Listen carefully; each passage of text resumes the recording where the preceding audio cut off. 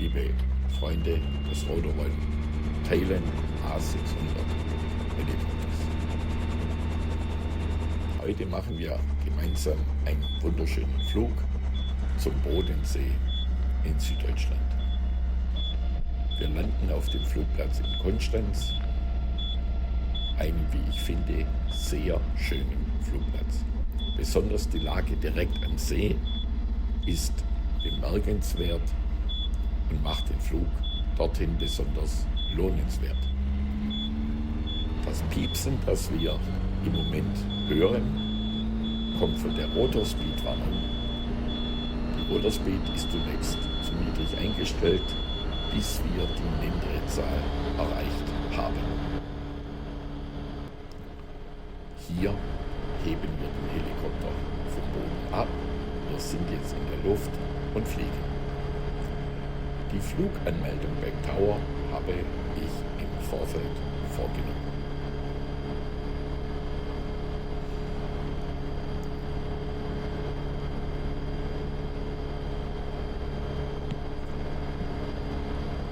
Im Vergleich zu vorhergehenden Videos ist der Schwebeflug mit Taxiway jetzt in Originalgeschwindigkeit.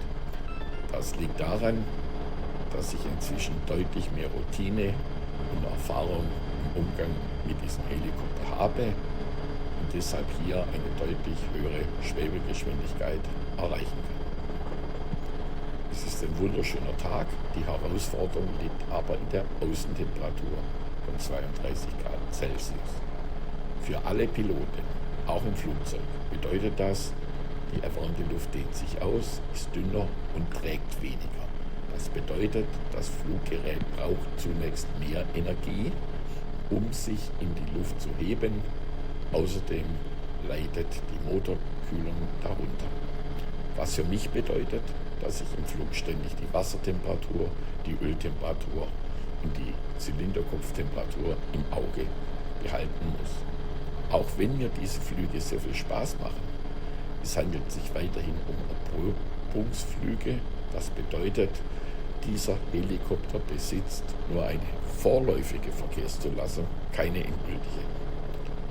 Aber dadurch habe ich die Möglichkeit, legal im Fliegen die Grenzen zu testen und alle Parameter zu bestätigen.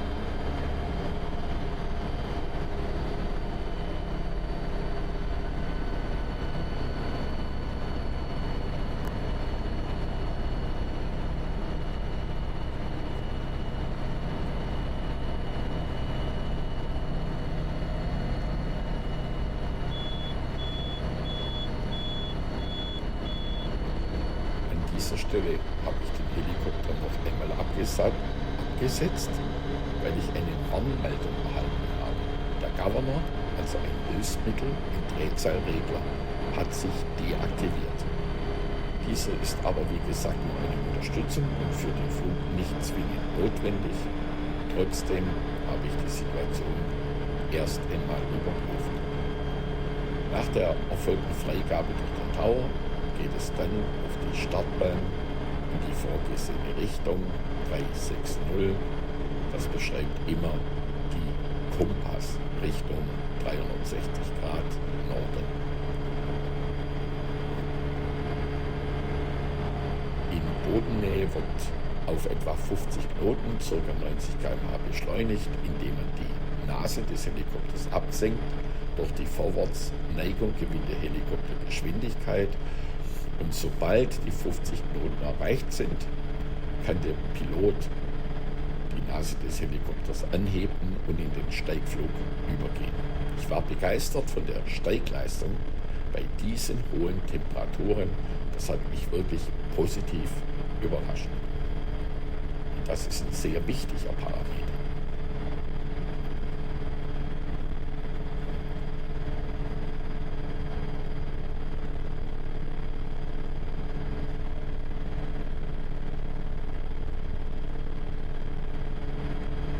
Gleich, wenn ich die Linkskurve einleite, hat der Helikopter bereits eine Höhe von rund 500 Fuß, also etwa 150 Meter erreicht. Das ist meine Sicherheitsmindesthöhe.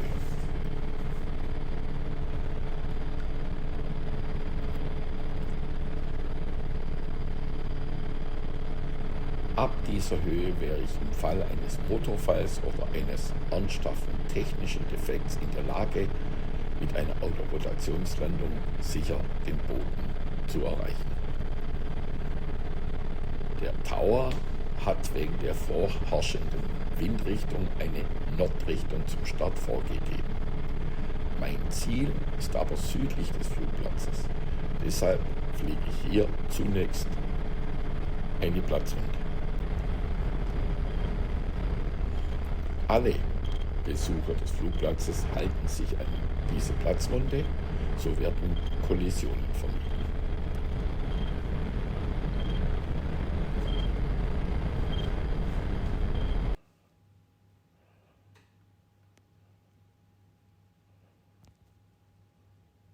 Jetzt überfliegen wir Geisingen weiter in Richtung Hegau.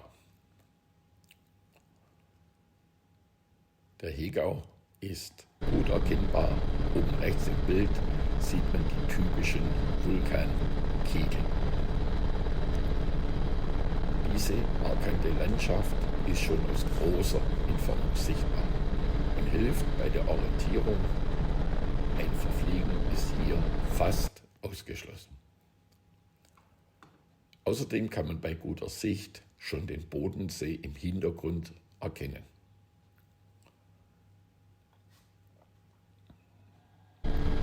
Links und rechts sieht man Wasserarme. Rechts liegt ein großer, nahe Radolfzell. Dazwischen verläuft eine Landzunge, die direkt nach Konstanz führt. Die Navigation ist bei diesem Flug also wirklich sehr einfach. Ich habe mich inzwischen beim Tower in Konstanz gemeldet und den Landeanflug abgestimmt. Ich darf in Flugrichtung 1,2 landen. Das entspricht einem Kompasskurs von 120 Grad.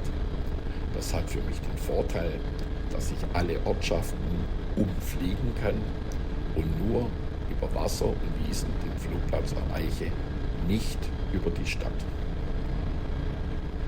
Ein Überflug über Konstanz wäre riskant, da dort keine Notlandung möglich wäre. Hier hingegen könnte ich im Notfall jederzeit sicher landen, vielleicht mit nassen Füßen.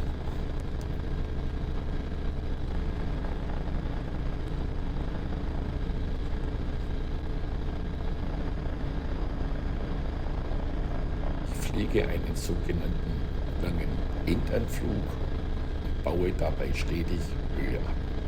Ich befinde mich also im Sinkflug. Der Landeplatz liegt bereits direkt vor mir. Daher schalte ich jetzt im Video zurück auf Originalgeschwindigkeit, damit man den Landeanflug besser mitverfolgen kann. Ich fliege mit etwa 100 bis 110 km/h, also etwas schneller als beim Start. Geschwindigkeit und Höhe bedeuten Sicherheit. Am Boden ist die Geschwindigkeit dann die einzige Energiereserve, die im Notfall noch zur Verfügung steht. Ich mache hier eine recht kurze Landung, da ich mich während des Flugs beim Tower zum Tanken angemeldet habe. Daher darf ich direkt von der Bahn zur Tankstelle rollen. Der Platz vor der Tankstelle wurde dafür freigehalten und um den Schwebeflug möglichst kurz zu halten, wähle ich diesen direkten Weg. Dabei muss ich aufpassen, dass der Abwind der Motorblätter nicht die Markierungshütchen der Landebahn wegweht. Diese sind nämlich nicht fixiert, sondern liegen nur lose auf dem Boden. Wenn ein Helikopter zu dicht darüber fliegt, fliegen diese nicht weg.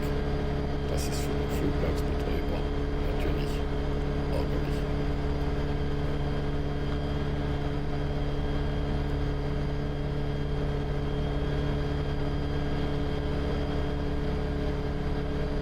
Die Tankstelle ist jetzt deutlich zu sehen.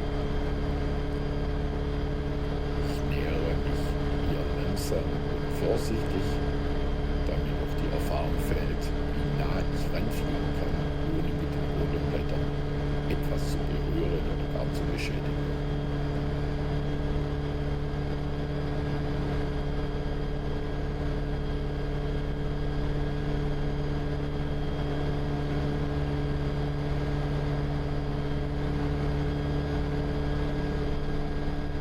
Hier setze ich den Helikopter sicher ab, reduziere die Drehzahl und fahre die Systeme herunter.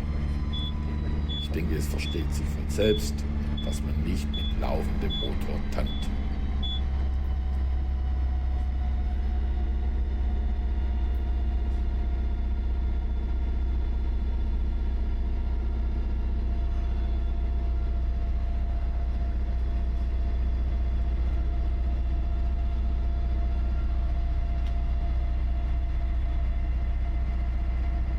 Ich habe anschließend noch die Flugdaten gesichert.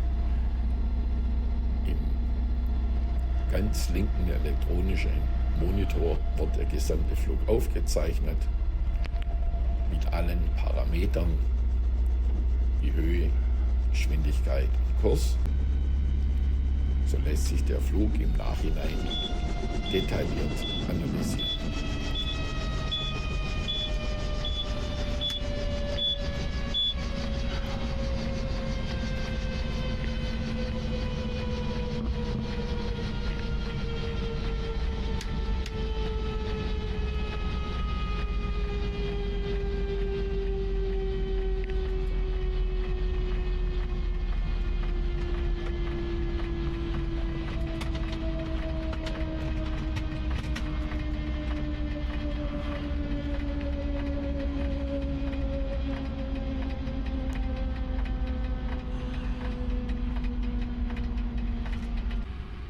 Alle Systeme sind nun abgeschaltet.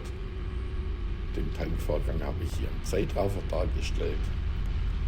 Ich habe in Konstanz auch noch eine schöne Pause gemacht und den Bodensee genossen. Diese Pause habe ich natürlich nicht gefilmt. Der Helikopter stand in der Zeit einfach leer an der Tankstelle. Die Pause ist vorbei. Der Flug wird vorbereitet. Der Motor wieder gestartet. Man sieht hier deutlich, sobald der Helikopter am Boden steht, sind die Vibrationen deutlich spürbar. Doch sobald er abhebt, wird es in der Kabine spürbar ruhiger.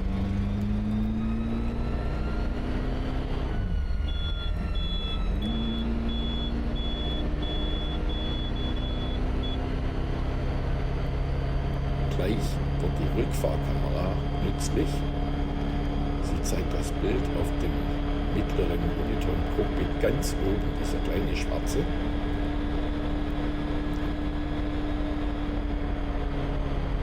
Da ich zunächst ein Stück rückwärts fliege, habe ich so den Bereich hinter mir gut im Blick.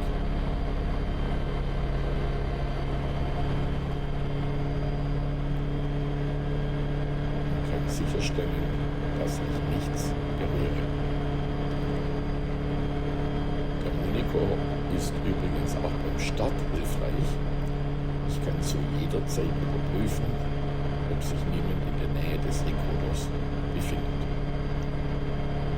Der Tower in Konstanz hat mir einen direkten Start in entgegengesetzter Richtung genehmigt, also Richtung 3.0.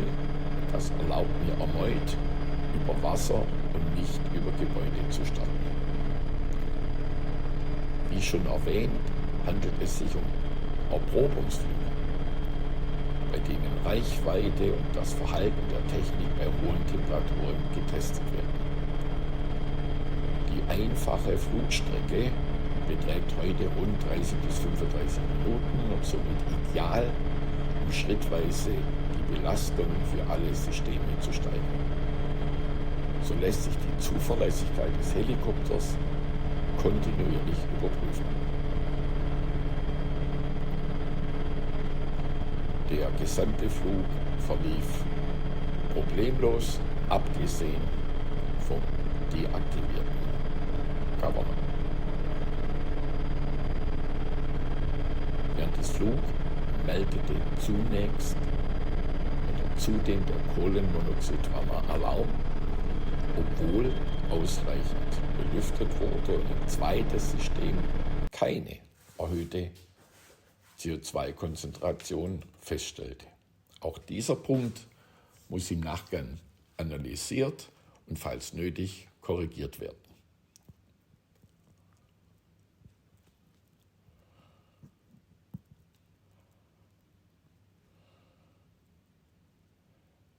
Ich bin inzwischen bereits wieder an den Hegaubergen vorbei.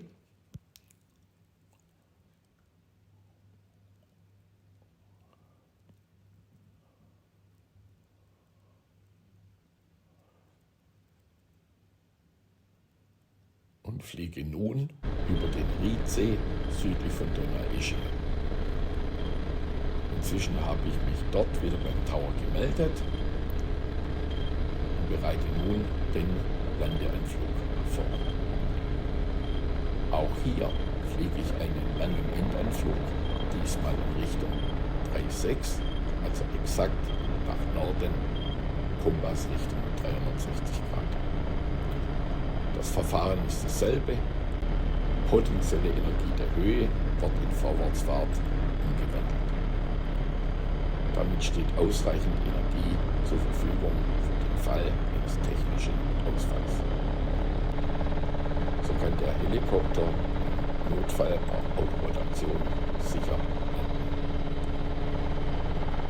Hier mache ich nun eine lange Landung und halte dabei die Fahrt aufrecht, bis der erste Rollweg erreicht ist, über den ich die Landebahn verlassen kann. Ziel ist es, die Bahn schnellstmöglich für andere Luftfahrzeuge freizugeben.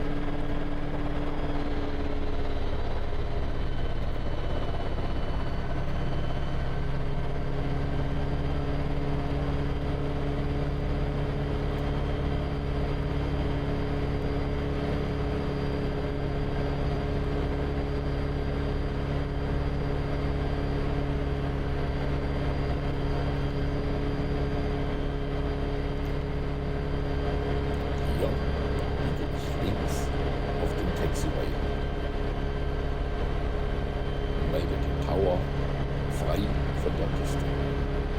Schwebe zurück zur Abstellfläche.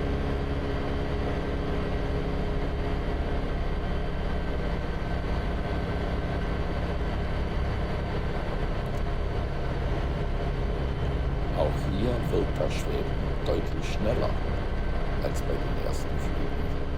Doch das ist zum Teil auch eine optische Täuschung. Wir bewegen uns aktuell mit etwa 20 bis 30 km/h.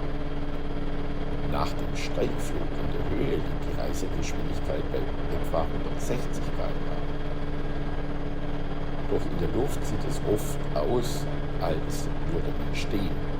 Das liegt daran, dass in der Luft der visuelle Kontrast fehlt, indem man die Bewegung erkennt. Am Boden hingegen gibt es viele Referenzpunkte, da wirken selbst 30 km/h recht schnell. Das sieht man auch hier wieder gut, genau wie während des Schwebens zum Start.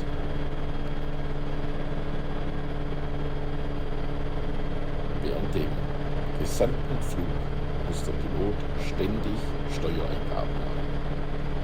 Ein Helikopter neigt bauartbedingt dazu, sich immer auf irgendeine Seite biegen zu wollen.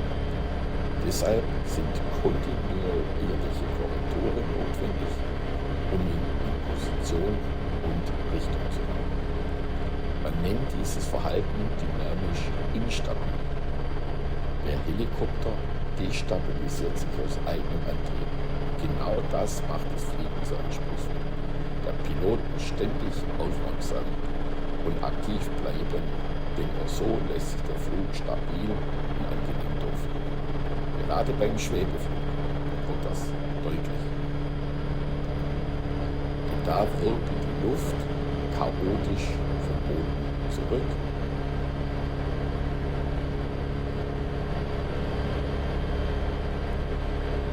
Macht es den Piloten schwerer.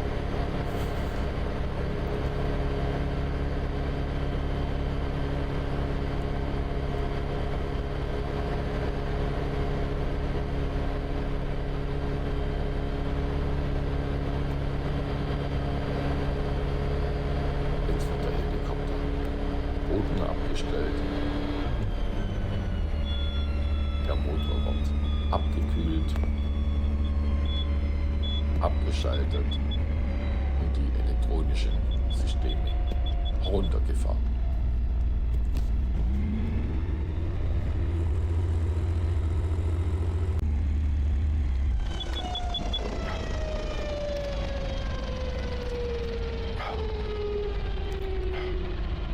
Anschließend werden wieder die Flugparameter gespeichert, vergleichbar mit einer kleinen elektronischen Blackbox. Genau das mache ich im Moment. Die gesammelten Daten abspeichern und direkt online auf meinen Server zu Hause übertragen. So kann ich den Flug im Nachgang detailliert analysieren. Das war die erste Landung auf einem fremden Platz. Vielen Dank fürs Mitfliegen. Bis zum nächsten Mal.